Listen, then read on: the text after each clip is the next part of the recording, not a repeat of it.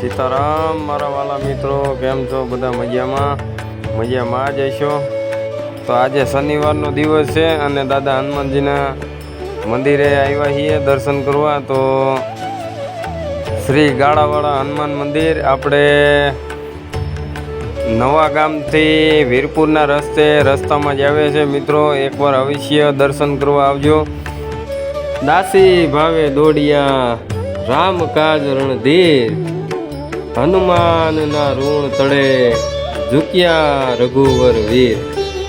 Jay Shri Ram.